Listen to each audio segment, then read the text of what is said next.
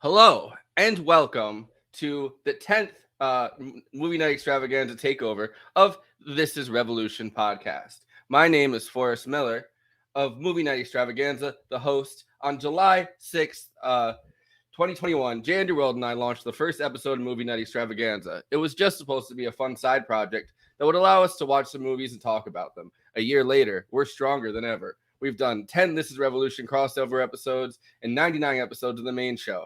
Tonight, we're going to be celebrating Movie Night Extravaganza's first birthday. I wish Conan had the applause sound effect right now for me, but the film we're going to discuss here is Stanley Kubrick's 1971 A Clockwork Orange, starring Malcolm McDowell as Alex DeLarge, a sadistic gang member in a crime-ridden fascist dystopia in England, who gets in prison for a murder and volunteers for a conducted version experiment called the Ludovico technique to get out of it. Now, before I bring in my panelists for this evening, I would like to remind you all to like and subscribe both to This Is Revolution podcast and my channel, Movie Night Extravaganza, now 1 year old. You can also support Movie Night Extravaganza on Patreon, where you get access to all kinds of amazing discussions and interviews, links in the description. So without further ado, let's bring in the crew, starting with Christina Oakes. I'm Christina on Twitch, and our Ludovico technique experiment, nurse today, I live for the applause. Yeah, and there's plenty of it tonight. We are also bringing in Conan Neutron, host of Protonic Reversal, and of course, frontman for Conan Neutron and the Secret Friends. Video, me droogs. Guys, the Cadova Milk Bar, we're hitting it up after this. You know what I mean? We're going hard on the. Is it Veldrin? I think is the. I'm also bringing in Jay Underworld, cartoonist, illustrator, comic book aficionado, cover artist for multiple books, good at doing that, and of course, the Ben Burgis associate. Ben Burgis is going to be on our after party, at least for 15 minutes. Yeah, and I also want to thank Harvey JK for appearing in the introduction there, getting beat up like that. So thank you, Harvey. The professor. Damn. Yes. And of course, Jason Miles is here in the in the backstage area. How's it going, buddy? I just wanted to say some words real quick. We got to meet each other in real life. Conan Forrest is a lot taller than I thought he was going to be. And I got COVID in the process. Did, and there's a picture of me kissing you on the head, and I stayed COVID free. So I guess getting that booster shot gave me a superpower or something, because everybody that I was hugged up with for 2 days got the virus. That's me and my sister. There's something in our DNA. There has to be. We're just immune to COVID at this point. I'm sometimes. okay with that.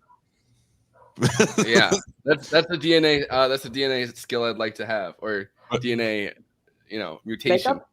but I wanted to say, when Djene Bajalan presented me this idea of helping you out, I think my first reaction was like, "What? We don't have anybody watching our channel." And then I was like, sure, I don't care. And then we started doing the show.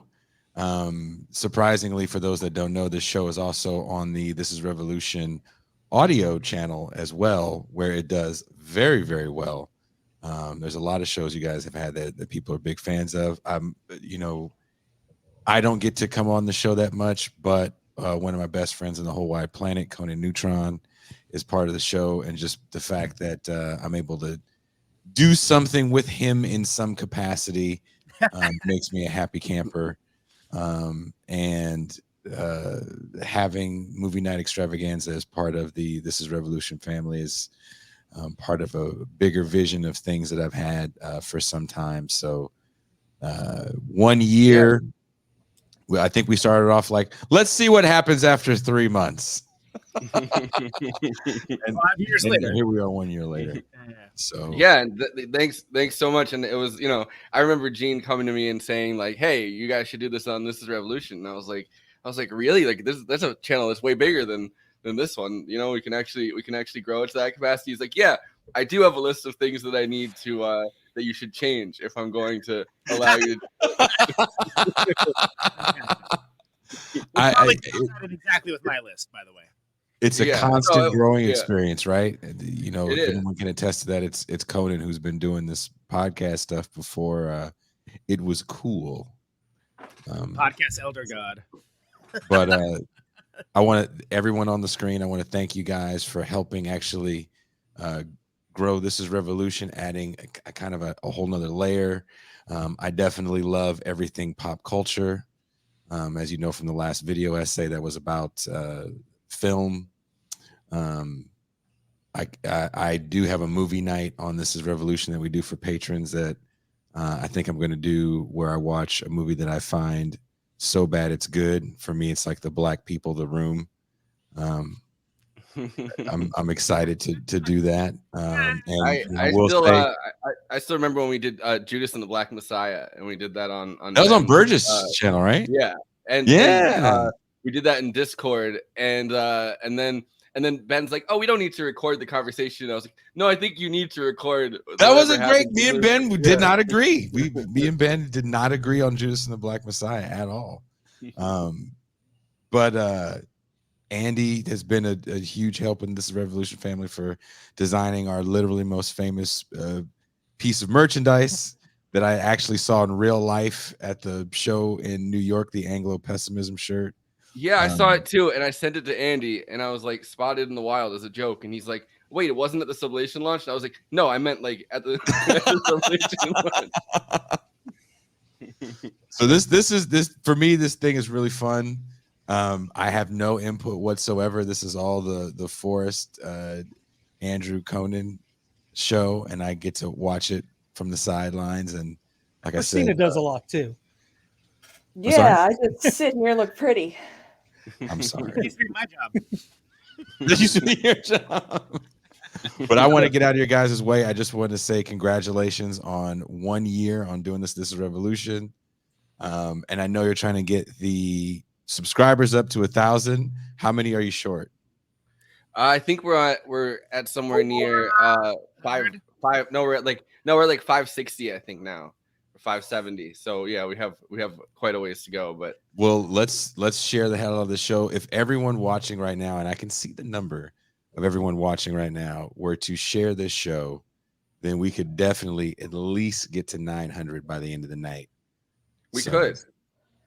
So everybody share the show, people. Yeah. I'm going to be sharing the hell out of the show on the This Is Revolution social media.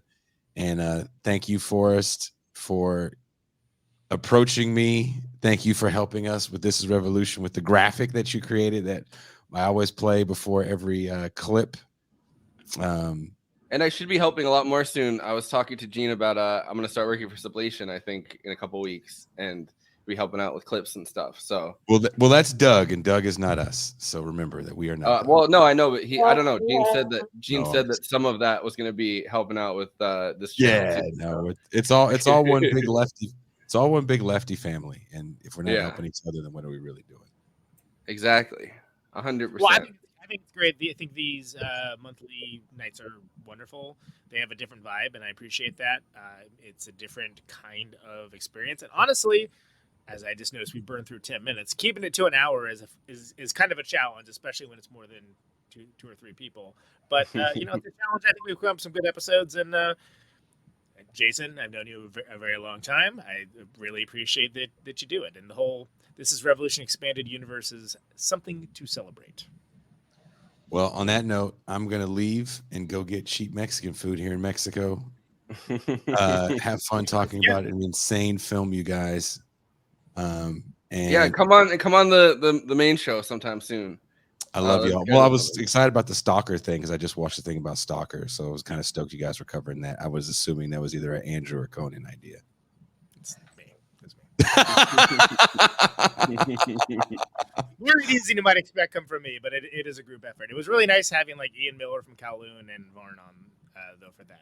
It's I like when you get good combinations of people that you wouldn't necessarily expect to be together. And I have to say again, the combination of voices that we get to have on this because of this expanded universe that we've created in this left media sphere, added with Conan in the music sphere as well. It's a really, really cool group of people that get to talk about some interesting film that don't get enough discussion. So thank you guys for all that you do. Keep it entertaining. And as we say on This Is Revolution, I am out. I didn't get to tell them Middle Entertainment. Conan Entertainment Neutron. So I'm gonna throw on the old trailer. I'm glad that we got to introduce it before putting on the trailer. That probably is a way to do it in the future. But I am very resistant to it. So so there you go. We can talk about that after.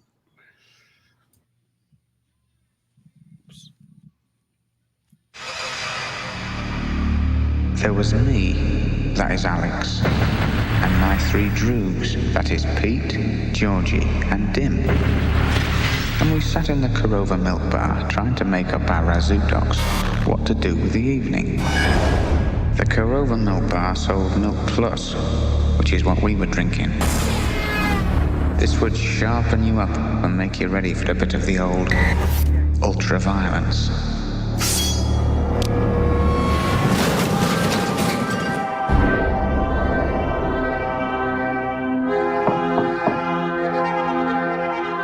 Hi there, my little droogies. The evening's the great time, isn't it, Alex Varn? He's enterprising, aggressive, young, bold, vicious. He'll do.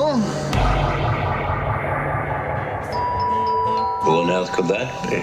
Now it was lovely music that came to my aid, a bit of the old Ludwig van. Pretty well, little brother. Pretty well. It'll be your own torture. I hope to God it'll torture you to madness. Stop it, please, I beg you! Food, all right. Great, sir, great. Try the wine.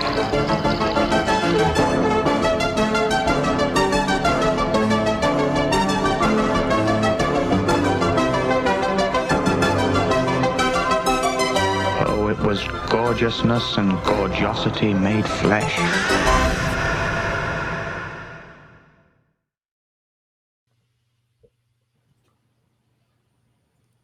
It's a pretty good trailer, I'd say. Very well, very well. How do you? I love the line. I love the line. It was gorgeosity and gorgeousness made flesh. That's like always been one of my favorite lines from the movie. There's almost something Shakespearean, right, about the dialogue in this. Absolutely, yes.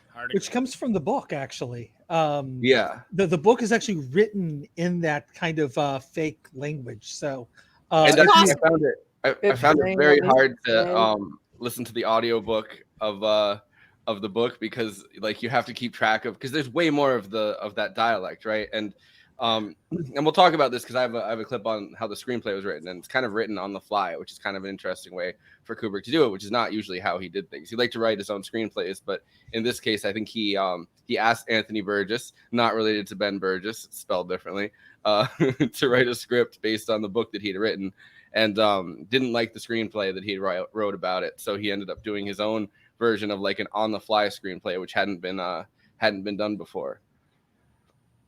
But yeah, it's hard to like listen to it. It's hard to listen to it and keep the words like, keep the lingo down. I'm trying to think about it. I think it's one of the only films I can think of that actually comes with a glossary. Trainspotting's another one, but Lock, Stock, and Two Smoking Barrels. Was that a book first? I love that movie. Well, for the Cockney slang. Yeah. Okay. Yeah. Well, I was talking about the book, but we already moved off to another topic. But like in the book, there's something that really kind of struck me as like, oh, there's a glossary. Like, and then like you start reading, you're like, oh, okay. And it's notable in the movie as well. But I think in the movie, because you hear the speech patterns, it's easier to kind of get the gist of what's going on. Just like they say, it's easier to learn a language by hearing it spoken aloud rather than like reading from a book or something along those lines. But it is. On rewatch recently, I did notice the sort of like Shakespearean-esque stuff big time, like probably more so than normal. And it's notable because there's a lot of like pomposity that goes along with like this mundane vulgarity. Yeah. Well, and I'm trying to find the line he says, but Dim says it when they're in the Cordova Milk Bar the second time, and he hits him, and he's like. Yeah. He's like, and I'm not your brother and wouldn't want to be. And like the way he says something. And another time that Alex says like, when he's challenging Billy Boy and all those guys, he's like, you eunuch thou, like the phrasing of you eunuch jelly thou or something. And the phrasing of the way that those words are like, the phrasing is almost Shakespearean, right? Like it's like the old English style of like backward speak. Or Pig Latin. Yeah. But it gives it a sense of being both very much grounded in reality, but then also having like that science fiction element where it's not immediately clear when this takes place, right? It's meant to be like sometime like in the not so distant future, which is interesting because like because he wrote this, Burgess wrote in early 60s, I think is when he wrote the book, if I remember correctly. Or is it? That sounds about right. I think it's early 60s. We got our top fact check. It takes place in Ron DeSantis' Florida Panhandle. The original cut was almost like 4 hours long. Wow. I mean, that's not surprising. It was another one of those very grueling like Kubrick shoots, right? Like where he like literally tortured the actors throughout the entire shooting process. And then this one, like by tortured, it means like physically tortured the actors, like allowed Malcolm McDowell to actually get like the shit beat out of him on multiple occasions and have his eyes wide open. But like they had a real doctor ensure like doing a real doctor was the one doing the scene with him just to make sure his eyes wouldn't get all dried out. He scratched his cornea actually. He moved around too much and actually the cornea scratched right here, and like so one of those shrieks is an actual real like man, before they had real regulations, huh? Well, I mean, Kubrick, the way he shot was also he took it out of. Sorry, go ahead. He made the actors come to him, right? So the regulations that might have taken place, like that might have happened in like Hollywood or something, didn't happen because he's like, hey, why don't you come to England and actually hang out with me like 10 miles from my house, and we're not gonna, get the old film unions involved in this. I don't think he was battling with the film unions like to the extent that someone like Francis Ford Coppola was, but like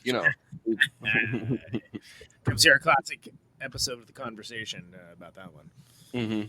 And all unused footage was destroyed. But yeah, a perfect example of the Shakespearean language, right? Oh, bliss in heaven. It was gorgeousness and gorgeosity made flesh. It was like a bird of rare spun heaven metal, or like silvery wine flowing in a spaceship. Gravity all nonsense now. As I sluicied, I knew such lovely pictures. And that's his description of listening to old Ludwig Vaughan. Singing playing the ninth. I almost said singing the ninth. Well, that one lady. If you're going to be more specific, yes. I like Slushid as his version of as he listened, as he like heard the sounds. Yeah. like, because video makes sense, right? Like, it's to watch a video or like to, you know, to see something, but like Slushie doesn't really. Yeah, I mean, a lot of them, if you really look at it, like, oh, okay, I see where he's coming from. The babushka for you know, like that's kind of the root word for the old lady. Yeah. I can't remember what it is off the top of my head, but yeah, no, it's wild. I also love the Drug, fact that Drug is friend in Russian, and I knew that before I ever watched this because there's that rapper, Your Old Drug. I just know old droogie bastard. But yeah, there is actually a lot of Russian in the slang. If I remember reading it, it's Cockney slang, Russian slang, Polish slang, I think, and Romanian. Like, yeah, and they also use like old gypsy words too. Like, it's a weird combination of all these different kind of Eastern European, which kind of gives the impression that the Cold War is kind of over and the fascists have kind of won, and they've incorporated like because they never really, like, it's almost like a 1984 situation, it seems like, right? Like, you never see anything outside of the English society, so you can kind of assume that maybe like the Cold War is over and they've incorporated all of this into like there's like a European Union that they're all a part of. They're trying to Brexit from, you know, neoliberalism's they've moved past liberalism to maybe some kind of neoliberalism. Yeah, you know? Yeah. And everybody's fascist now.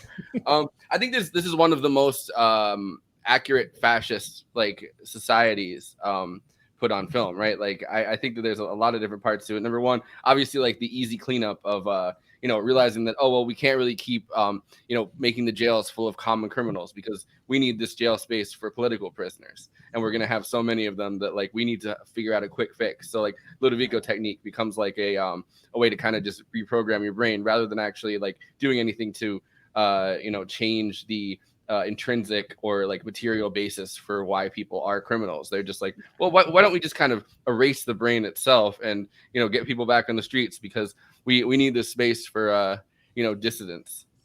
Well, it addresses the letter of the problem, not the intent of the problem, and that's one of the things that's so casually horrifying, and why the social commentary on this still works, because that kind of thing still happens. You know, maybe not on that comical of a level, but the idea of addressing an issue, but doing so in such a way that, you know, satisfies the baseline criteria, but also helps your political goals, still happens to this day all the time.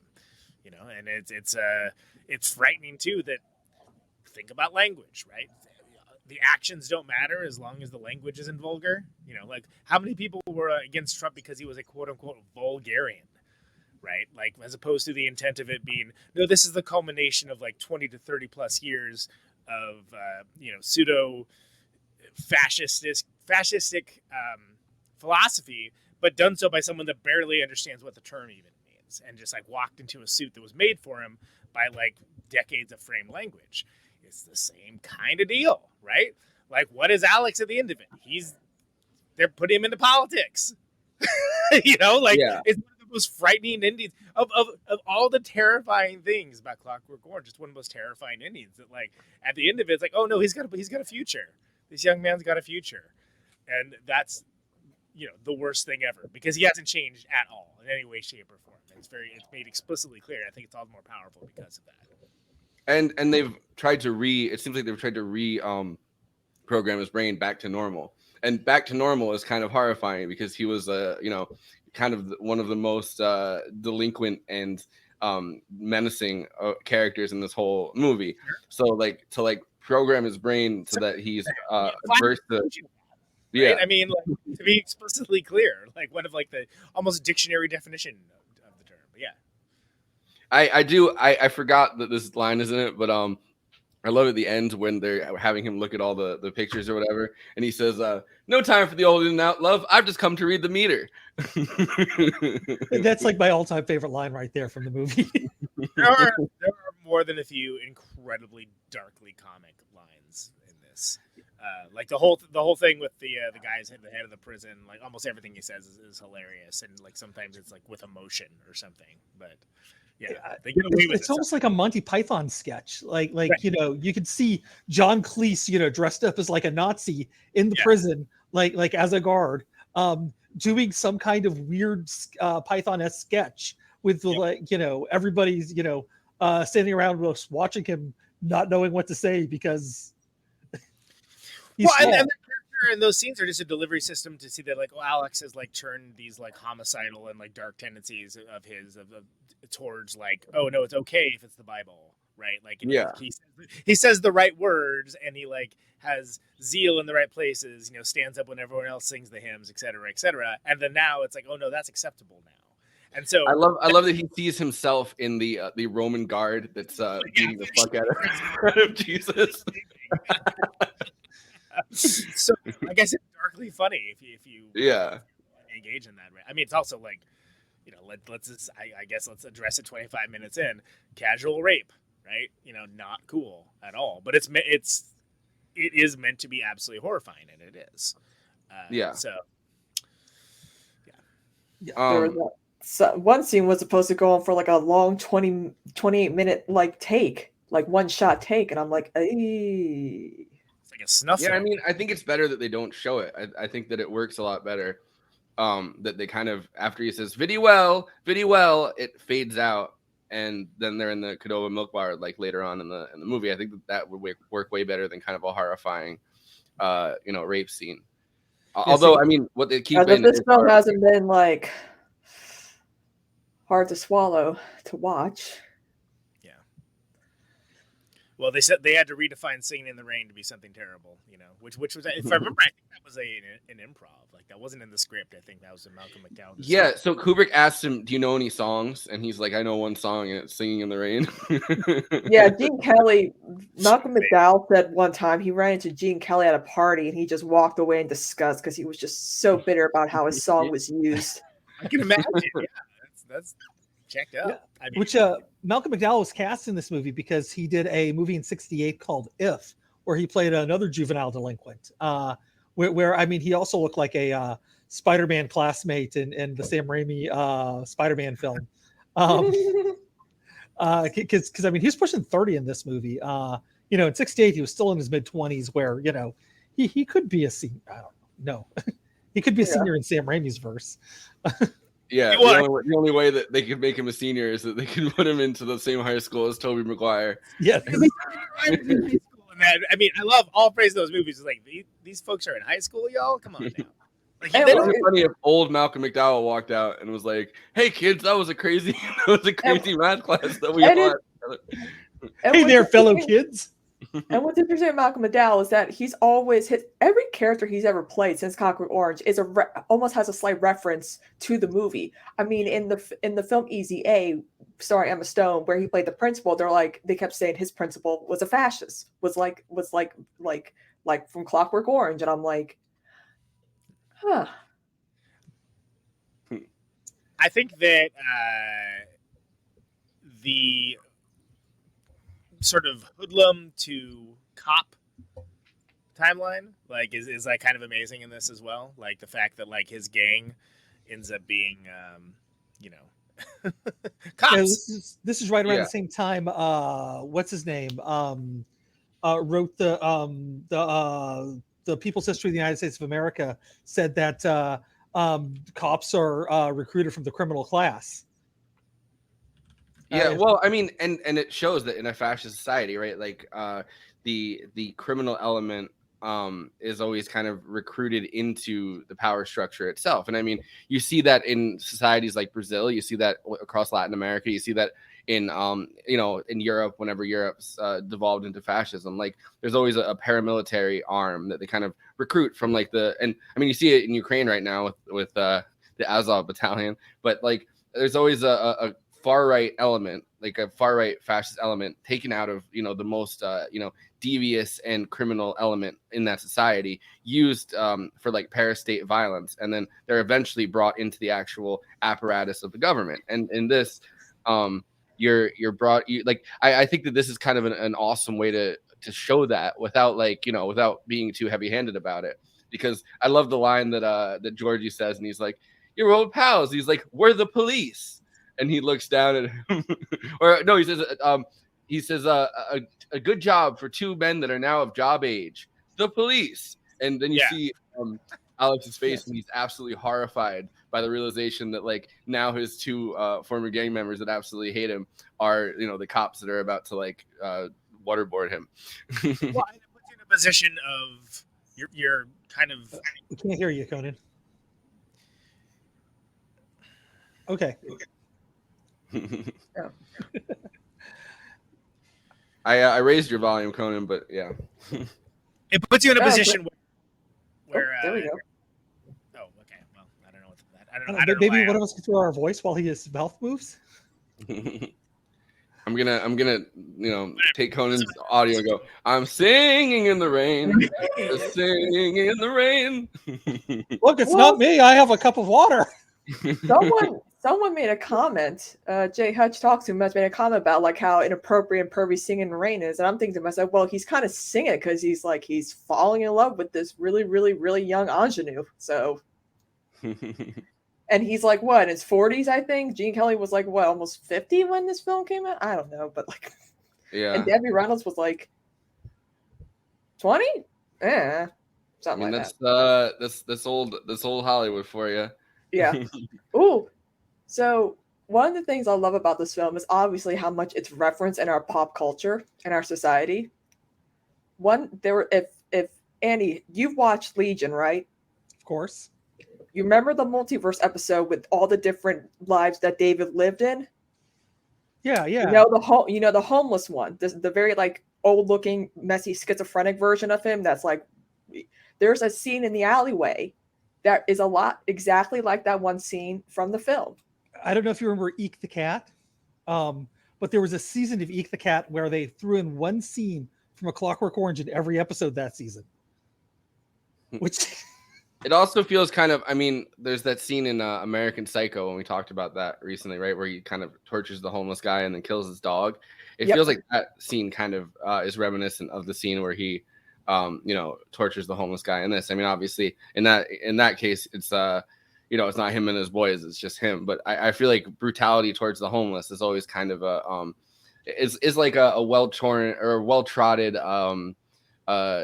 trope, I think, when you're trying to show how it's like psychotic a lot of these, like, cruelty towards the most vulnerable in our society. And I think the speech that the homeless guy gives in this, where he's talking to them about I think that cruelty towards the homeless, cruelty towards the most vulnerable is a hallmark of fascism, right? Like that's within a fascist society, like that is something absolutely like dystopic and widespread that happens. But you also get that in like good liberal neighborhoods because they don't want to see homeless around.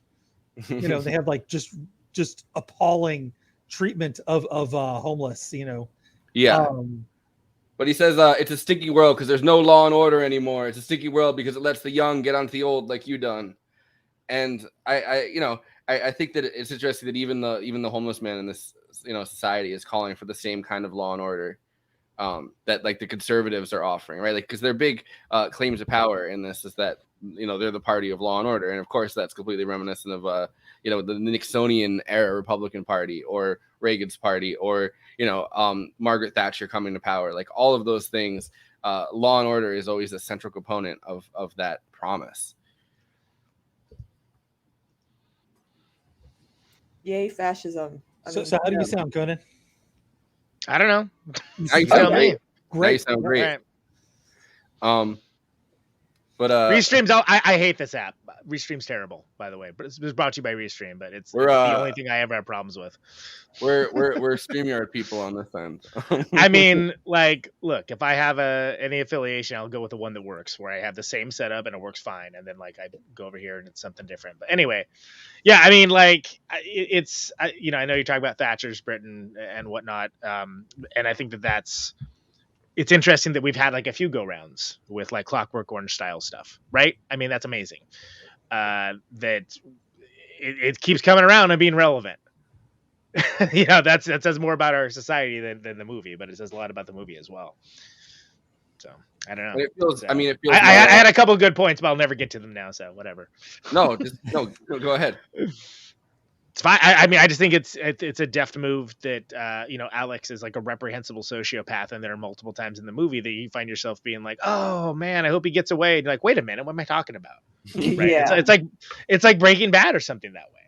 Well, Conan, as we all know, Alex is supposed to have like a Cockney accent, but Malcolm McDowell wanted to do his like Northern English one because he felt like maybe people would be more sympathetic and he would be like less like more approachable as a character.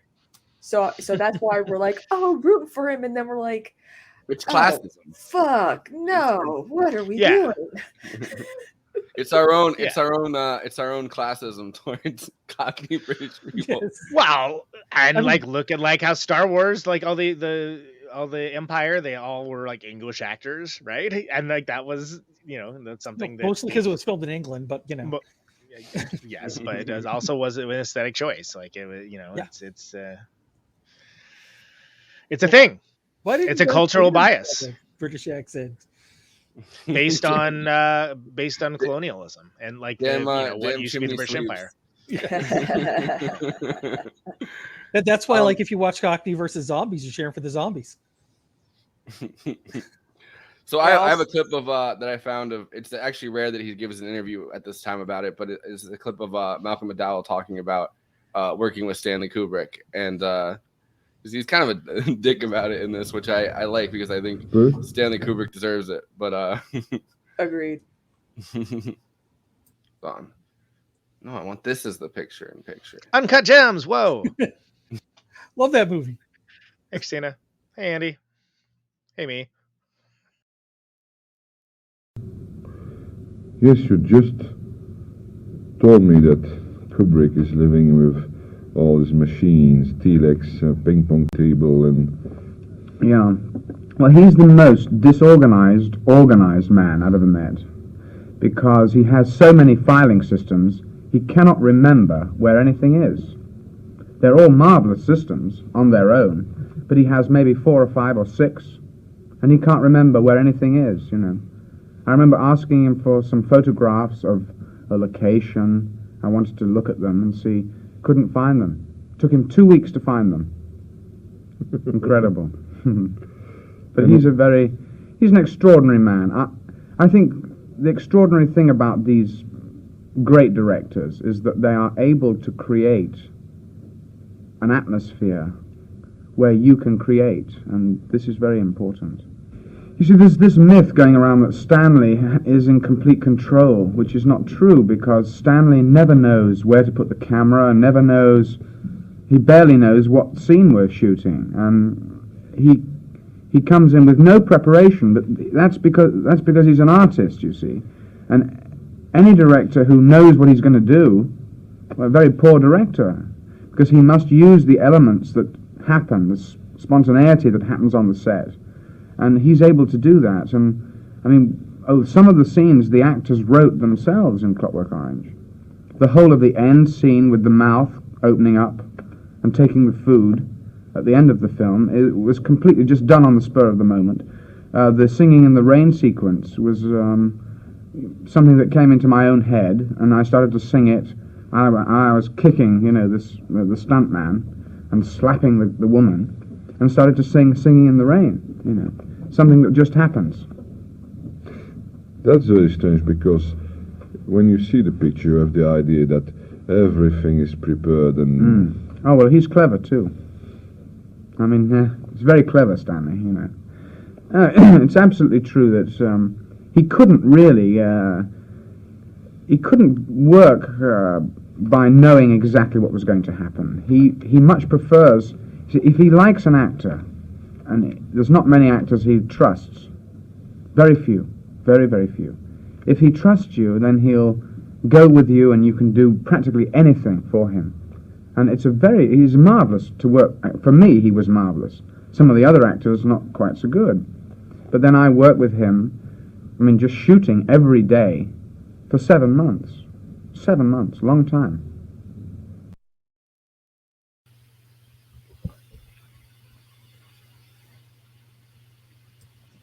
Is that actually Henry Kissinger, or is that just a dude that sounds like Henry Kissinger? No, it's just this dude that sounds like Henry Kissinger.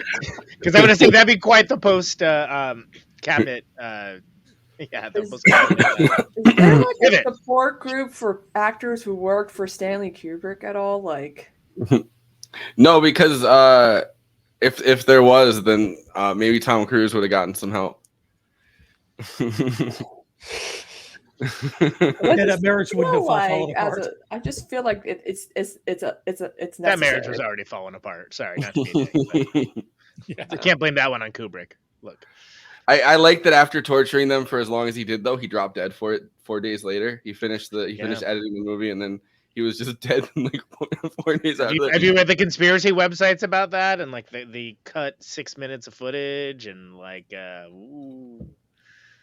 it's basically implied that he got a little bit too close to the truth with the elite sex party. No, that was the real people run the world, people. Real Alex Jones stuff. Oh, that sex cult stuff. Mm-hmm. But like that, the timing's awful coincidental. Yeah, he's an old fucking guy. It wasn't that coincidental. So I mean I've told this story before, but when I was in Austin last year, I met some guy that my like girlfriend at the time knew, like had stayed on he did like some couch surfing thing. And he was telling us the story. This was like 3 days after I finished watching for a stream that I was doing with Ben and Andy and like about that movie, Eyes Wide Shut. And this guy told me in Austin after I watched it that he had gone to Bohemian Grove, and his cousin was a jazz musician, like a famous one who had passed away. And he said his cousin was hired to play play one night at Bohemian Grove. And he said that he had met Malcolm McDowell sitting at the bar in Bohemian Grove, and had like asked him asked some questions about Clockwork Orange, and Malcolm McDowell got like all mad at him and like walked off in a huff or something because he didn't want to talk about it. But good link between those two movies. There needs to be a support group. I'm onto something. There you go. I mean, look at poor Shelley Duvall. I mean, yeah. That's the big example, right? I mean, like practically put her in the. I wonder how he treated the actors who played Lolita. Mm-hmm. Yeah, no one talks about Lolita, right? This is because it's Kubrick's worst movie. Yeah, it's not great. Obviously, you can't really get away with the source material in 1962. Yeah, it's not great. I remember being way more bored than I thought it would be, and being like, man, I feel like this movie should be more interesting. Yeah, it's not. Just watch 2001 again. You'll see. At least we got an interesting film out of this. Yeah, I mean, look, I think there's something to be said to the fact that like this movie is meant to horrify, and it was one of the most horrifying non-horror movies I think I've ever seen. And it still shocks to this day. And like, can we talk about the style and design? Because it's been homaged or ripped off by so many people, from like David Bowie and Lady Gaga. I mean, The Simpsons, right? I mean, there's like it's a culturally ubiquitous, and like I forget the woman's name, but it's an iconic thing that it's also different than how it was even described in the book. Like she kind of just went off on her own. And Conan, I mentioned the one episode of Legion. Yes, where David has the multiverse episode that scene in the alleyway with homeless David. Yeah, like that was heavily, and also too like a lot of things about even the name of like the mental clockworks. Obviously, probably was a reference to A Clockwork Orange. Like there's so many references in Legion from like that film, obviously. And by the way, if you're playing the movie Extravaganza game, you have to take a drink because we mentioned Legion. So. Yeah.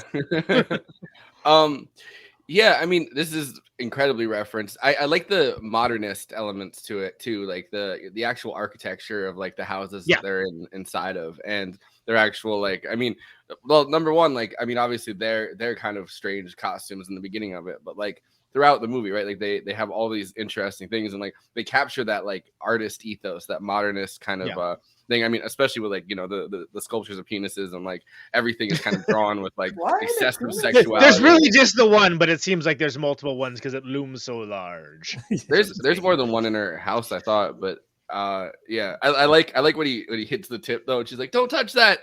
Yeah. Yeah.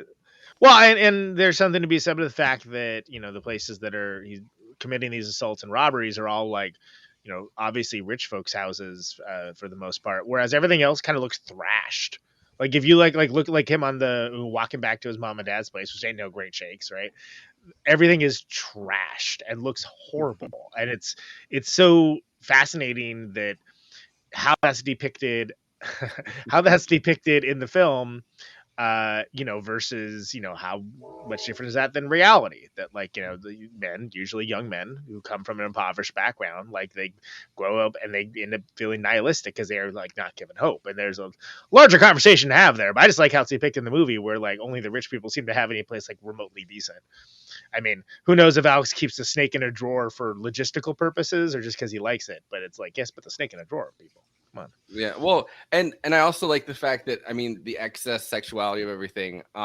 Like when you actually go to Alex's house, right? Like he's drawn like the dicks and like the things onto the Roman or like the Greek things inside of his house, and like everything is kind of decorated with like I think one of the things is like why don't you eat me or something. Like there's all these like sexualized graffiti all over the things in the apartment building. But then you go to the woman's house who's living on like the health farm, and the art is actually very similar. It's overly sexualized, it's stylized. So like you realize that both in the context of like this new age weird like health farm and in Alex's actual house, this entire society is over sexualized. Yeah, without actually being explicitly sexy necessarily, like which is something that also is very indicative of like fascistic societies, right? You have the urges that you can then put towards more useful things. Yeah, that's what the Joy Division's for. Yeah, exactly. The actual Joy Division. Too, like the style of the film as well is definitely heavily influenced. Like a lot of directing style, at least. Well, I mean, like the thing is one of the things, and you kind of do it yourself, Christina, with your background, is the kind of forced perspective where you have like the lines of the room leading you to the center. So no matter what horrific things Kubrick's putting in front of you, because of like everything's pointing to the middle of the frame, and you can't take your eyes off of it. Just like those lines going right to Christina's head. And also there's almost like a cartoonish element to a lot of it that makes the violence a lot less horrifying than it could be, I think, otherwise. I mean, of course the murder itself, when he kills the woman, it all of a sudden you see like the screen fill up with like all these like interesting patterns and stuff, and it's almost like seeing like the pow boom, like when Batman hits somebody or something like that, right? Like you're transferred out of the horrificness of the violence the same way kind of when you see the rape scene or whatever, and it transitions out of it, and it's just the fact that we're wearing the masks and like the over stylized nature of everything makes it so that you're not hit by the violence in the same kind of horrific way that you could be. I mean, it's still terrifying, but like it's not you're not hit with the full force of it. And also like Clockwork Orange came at a time where films like Bonnie and Clyde and like other films that really showed violence in films was becoming more the norm. Like this was where cinema was going at. Like there's tons and tons of essays like on like how certain films didn't really make it post the sexual revolution because people wanted the nitty gritty. They did not want Hello Dolly. They wanted Cabaret. Like they wanted something that had like little filthiness to it. And did you there's a documentary called A Forbidden Orange that is pretty fascinating. Actually, it's narrated by Malcolm McDowell, and it talks about basically how Franco's government in Spain banned it, just banned it. And these people kept trying to get it shown, and kept trying to like just have the movie like have an audience, right?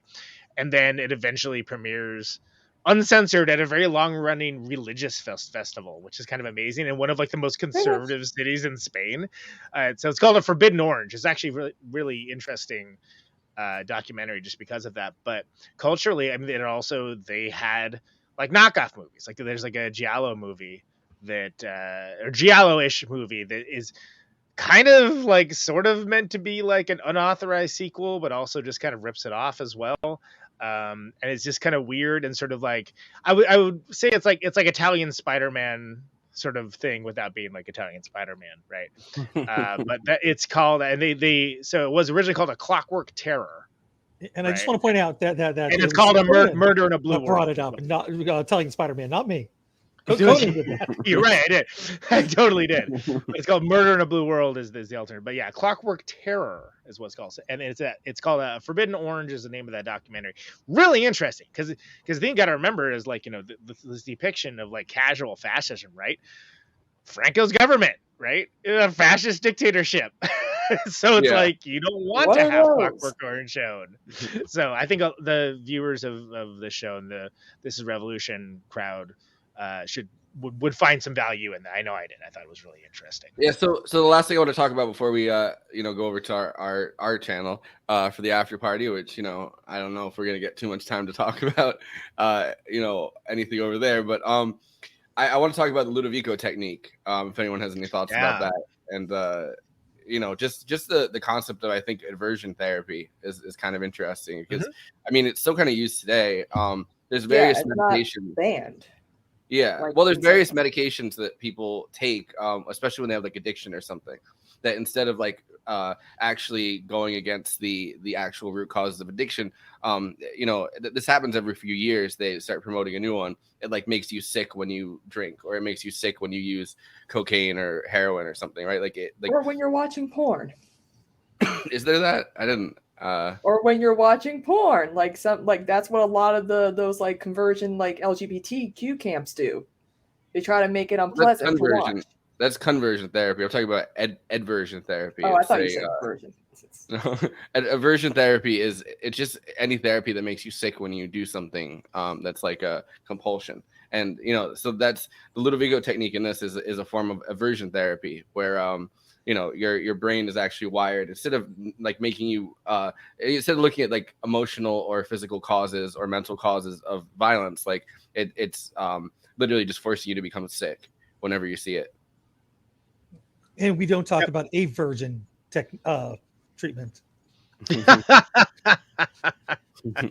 We don't. People are not talking about that more and more. No. People are talking about that less and less. Yes. Yeah. I mean, it's horrible, but it's like actual aversion therapy is a real thing. And again, the idea I said earlier, I'm going to stand by my assessment that it's addressing the letter of the problem without addressing the intent, right? And that's what's so fascinating about using the street thug as like foot soldier kind of thing, as in under the guise of rehabilitation, and we can fix you. Yeah, terrifying, right? And unless you're the guy from Dilbert, in which case you just murdered your child. That was the thing I saw today. I'm like, yeah, no, I responded to that. God. I responded to that with the Walter White thing where he's like, I watched Jane die. Like, I mean. What a world we live in that even a congresswoman was saying that. I'm like, lady, shut up. Yeah, there was a congresswoman that came out today. I don't know why this is on the same day. This congresswoman said today that she's against gun control because she wants to protect her 5 grandchildren, even if she has to kill them. Say less. She's my zombie apocalypse. Just you don't have to say anything. You don't have to. She's my new zombie apocalypse partner. Like, even if her grandchild turns, she will kill her grandchild. It'll be like, look at the pretty flowers. Look at the pretty flowers. Yeah, exactly. She's Carol. Yeah, but like, I just think it definitely. So the line that the Minister of the Interior says, cram criminals together, and what do you get? Concentrated criminality, crime in the midst of punishment. Not a chance, fellow. This government. Oh, he says the guy says something about more funding, like, hey, well, why don't we just get more funding? He's like, not a chance. The government can't be concerned any longer with outmoded penological theories. Soon we've been eating all our prison space for political offenders. Common criminals like this are best dealt with on a curative basis. Kill the criminal reflex. That's all. Yeah, exactly. You don't have to change the underlying things that make them a sociopath. That's fine. That's useful. That's useful for them, right? That's a good little soldier if you get them pointed in the right direction. Yeah. Slap a Bible in their hand in one hand and slap a gun in the other. Let's go. Give them a badge. Give them a badge and a gun. Worked out great for Dim. Yeah. The old Kyle Rittenhouse kind of thing. Yeah. Yes. 2 jobs for 2 growing men that are now of job age. The police. I think we're gonna call it there, though. If you're watching this, please subscribe on YouTube, Movie Night Extravaganza. If you're watching this on Movie Night Extravaganza channel, of course, and you're already subscribed, please subscribe to the This Is Revolution podcast, YouTube channel. We are going to go over to the after party, anniversary party in about 15 minutes. Thanks so much for celebrating 1 year of Movie Night Extravaganza with us. We're going to try to get into more conversations about A Clockwork Orange, but we have like 10 different guests that are joining us in the after party, so you're not going to want to miss that. Good night.